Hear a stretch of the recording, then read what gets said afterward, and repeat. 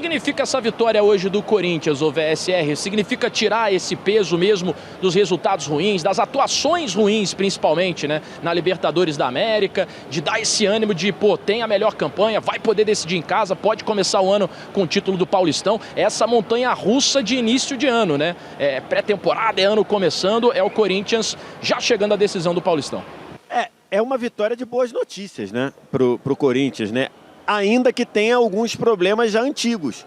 Por exemplo, continuou tomando gol na bola aérea, continuou vendo o controle do jogo sair na mão em alguns momentos. Em outras situações, o Angileri é uma ótima notícia. Fez um grande jogo hoje, né?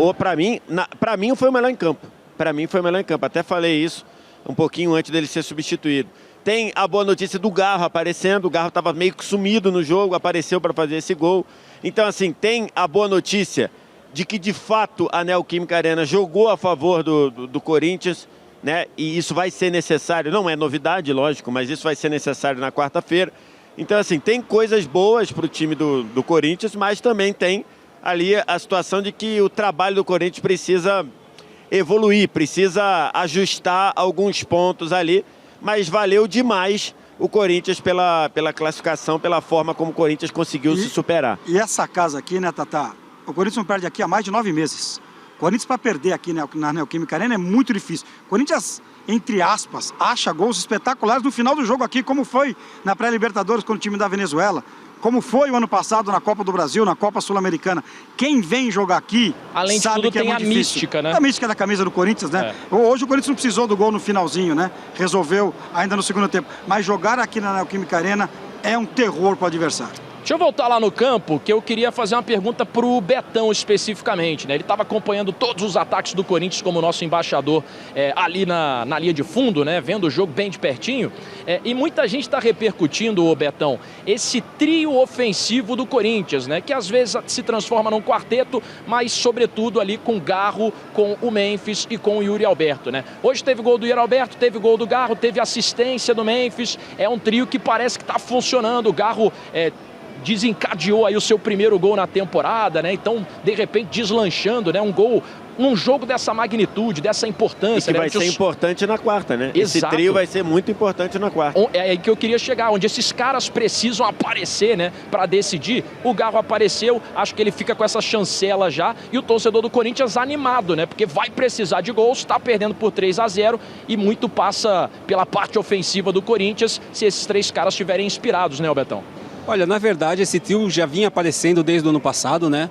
E nessa partida de hoje, acho que o mais fundamental, desde o início, eles entenderam como jogar no início do jogo. Os 15 primeiros minutos do Corinthians, para mim, foram sensacionais. Muita movimentação, muita troca de passe, entendendo como a zaga do Santos estava se posicionando e tentando usar todos os artifícios para conseguir fazer o gol. Então, acredito que o Garro, o Yuri e o Memphis, quando estiverem na melhor fase da temporada, vai ser difícil de segurar. Faço também um destaque, né, pro lado esquerdo do Corinthians, que foi muito bem utilizado, né? Sensacional. O Corinthians tinha sempre uma dúvida ali se jogava Bidu, se jogava o Hugo. Eu acho que agora chegou o lateral esquerdo do Corinthians, acho que não tem discussão para esse momento do Corinthians. Precisava de um lateral esquerdo mais consistente, não desmerecendo os outros atletas, mas precisava para o tamanho do Corinthians. E falando aí, pegando um gancho também da fala do Ricardinho, que ele falou que o Corinthians tem essa mística de fazer gol no final do jogo. Sabe o que eu acredito que é isso? É a torcida, que a torcida não desiste. E a torcida gritando 90 minutos, o jogador também não tem como desistir, não tem como se entregar. Então fez toda a diferença e parabéns ao Corinthians pela partida que fez. Eu acredito, me corrijam se eu estiver errado, que foi a melhor partida do Corinthians em termos de intensidade, movimentação e modelo de jogo. Eu acho que tem um ponto, Otávio, só um jogador aqui que eu queria destacar, assim, que em algum jogo aqui, que eu não vou me lembrar exatamente qual que a gente fez, que me chamou muito a atenção, e hoje, de novo, assim, ele ficou fora no meio da semana contra o Barcelona e hoje ele fez muita diferença. Eu acho que ele sempre faz diferença quando ele joga, que é o Martínez. Ele tem muito menos holofote, naturalmente, porque ele é muito menos, né? O lance do gol do Garro começa com um chapéu que ele dá aqui na lateral, né? E aí ele que cria aquele início de jogada. Eu acho que é contra o São Bernardo, viu, Thay? Pode ser contra o São Bernardo, Ricardinho. Porque esse trio ofensivo, ele naturalmente chama muito a atenção, são três jogadores muito diferenciados, três jogadores muito técnicos, enfim. Então você fica muito de olho neles. Mas eu acho que quando o Martínez joga, o Betão elogiou o Mateuzinho no segundo tempo já, Mas quando o Martínez joga, eu acho que ele abre muito campo, ele consegue alargar muito campo, várias vezes, inclusive com o Mateuzinho passando por dentro. E o Martínez fazendo muito essa abertura de campo, o que muitas vezes, naturalmente, vai dar mais espaço para Memphis, para Garro e para Yuri Alberto. Então é o cara que eu acho que chama menos a atenção, mas que faz muita diferença nas duas questões, tá, do Corinthians, tanto na questão ofensiva quanto na questão defensiva, e isso ficou claro para mim no jogo contra o Barcelona de Guayaquil. Deixa eu chamar o Jorge e o Elano para essa conversa de novo, né? Porque a gente falou agora há pouco sobre mística. E aí o Betão reforçou, né? Que esse estádio joga junto, que muitas vezes empurra o Corinthians nos momentos difíceis para achar um gol, que é aquele famoso gol achado, né? Na base da empurrância, a torcida faz o Corinthians conquistar grandes vitórias. Deu para sentir esse clima, essa atmosfera, essa aura da Neoquímica Arena hoje também, ô Jorge? Você que comandou brilhantemente a transmissão? Obrigado, meu amigo. E assim, indiscutivelmente, até no pré-jogo, eu lembro de ter batido essa bola com a Tainá. Falei, pô, Tainá, você que está embaixo, então consegue perceber isso melhor do que eu. Não tem aquele clima de, pelo menos no pré-jogo, né? E durante todo o jogo. Você não sentia aquele clima pesado do 3-0 da quarta-feira, aquele clima de pressão. A gente sente em muito estádio, né? Quando o jogo anterior é uma pancada, fica aquela coisa. Aqui não, cara. Aqui era clima de apoio, era clima de incentivo o tempo todo. Já deu pra sentir essa atmosfera. E aí é muito o que disse o Ricardinho, né, Elano? Como você tem aqui em São Paulo clássico com torcida única, decidir na sua casa faz muita diferença nesse contexto, né? Sem dúvida. Você tem 100% do estádio teu, né? Isso é absurdamente. A gente traz um pouco pra pandemia, quando não tinha torcedor, né?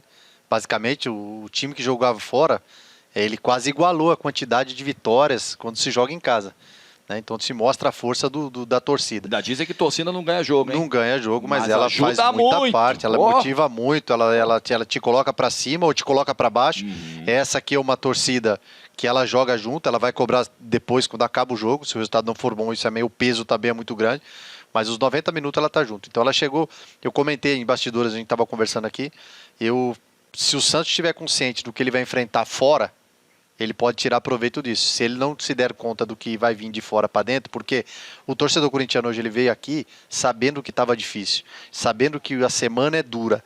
Mas se ele perdesse hoje, se transformasse contra, uma derrota hoje poderia não só transformar uma desclassificação na quarta, mas tudo que possa vir girar no decorrer também de quarta-feira. Porque isso desencadeia vários problemas. Então, isso se torna muito grande. Então, o torcedor do Corinthians, ele também entendeu isso. E eu acho que assim, o Corinthians não fez tanta força para ganhar o jogo assim. Né? Eu acho que foi o jogo não foi assim de tantas oportunidades, mas eu acho que o fator campo foi importante para o Corinthians. E aí, né, Otávio Neto, a grande notícia para a Fiel é que a final vai ser aqui. O Corinthians já garantiu o segundo jogo aqui em Itaquera, né? E daqui a pouquinho a gente vai ver o que a galera de casa tá achando na nossa enquete também, que pergunta a opinião do pessoal de qual vai ser a decisão, né? Quem passa amanhã entre Palmeiras e São Paulo. Ô, Ricardinho, já que a gente falou aqui de Ramon Dias, de vitória importante, o próprio Yuri Alberto agora há pouco falou em exclusividade aqui que o grupo tá fechado com ele e com o Emiliano. Essa vitória de hoje, caso o Corinthians seja eliminado na Libertadores, dependendo, de repente, até com uma derrota aqui, né? Eliminado assim de uma maneira estranha na Libertadores, ainda nessa fase prévia. É street para ele? Ou esse jogo de hoje salva o trabalho dele pro restante? Ele vai comandar o Corinthians na final do Paulistão. Você que é o cara do street pros treinadores. Vamos primeiro com informação. Eu conversei bastante com o presidente do Corinthians antes do jogo, Augusto Melo, e eu perguntei para ele, eu falei, Augusto, a demissão do Ramon, ela passa pelo jogo de hoje? Ele me disse não. Pelo jogo de hoje, não. Independente do que acontecer aqui, o Ramon vai comandar o time na quarta-feira. E ele falou, muito do que aconteceu hoje aqui a gente pode levar para quarta-feira para tentar dar a remontada. Falei, e se o time for eliminado? Aí vai depender do que vai acontecer. Se for eliminado lutando, um 2-0, perdendo os pênaltis, acho difícil fazer essa mudança. Eu teria feito na quarta-feira passada. Assim que terminou o jogo lá em Guayaquil. Antes do jogo de hoje. É claro, para um fato novo, para o jogo de hoje, para o jogo da quarta. Ele gosta pouco, né? Ele não muda, né? Só que como não fez, vai manter o Emiliano. O Emiliano? O Ramon. A família Dias, porque um e o outro estão juntos, né? Aliás, vocês não sabem, fiquei sabendo hoje aqui, quando o... Vou falar? Devo falar? Devo falar? Fala, agora você fala. Você não é baú? Não se guarda fofoca, ô, Ricardinho. Ô, geralmente o Emiliano acompanha o pai nas entrevistas, certo? Sim. Quando o pai vai sozinho, é um desespero. Quando na Libertadores ele tem que ir sozinho, porque vai ele e um jogador, vai o Ramon e um jogador. Hoje, por exemplo, vão os dois. O Emiliano responde a maioria das perguntas, só que na Libertadores não é assim. Os caras ficam desesperados aqui. Temos percebido por quê, né? Eu falei sobre isso no Porque de placa foram esses entrevistas dias. Agora muito sim, ruins. exato. Não vai trocar na quarta-feira, só vai trocar se tomar outra pancada aqui, senão segue o trabalho dos argentinos. Então, rapidinho, Otávio, pela informação do Ricardinho, a questão envolvendo o Ramon nas coletivas, o desespero, não é só pela dificuldade de entender o português, mas Porque ele fala. é de algumas ideias que ele defende. Porque Fica meio sem filtro, né? ele ficou tocando naquela ferida do rebaixamento. Não, porque eu cheguei aqui, o torcedor tava implorando pra gente não cair e tal, e terminamos na Libertadores. Beleza, você fez sua obrigação, botou o time na Libertadores, recebeu os reforços, o Corinthians fez uma grande janela de meio do ano. Agora tá muito claro por que o Emiliano tá sempre do lado dele, não é só a dificuldade com português, não. Vamos aos números do jogo, então, aqui, para a gente fomentar o nosso debate através dos números da partida, para a gente entender um pouquinho como que se desenhou esse jogo através de tudo que está aí na tela para você. 49% de posse para o Corinthians, 51% para o Santos. Olha o equilíbrio nos números, né? O Santos até é superior em alguns deles. 360 passes contra 370 do Peixe, 10 finalizações contra 14 do Santos, 16 faltas a 17, número mais equilibrado, 2 cartões vermelhos para o Santos, um deles já no finzinho do jogo, 7 escanteios para o Corinthians contra 5 do Alvinegro Praiano, esses os números do jogo.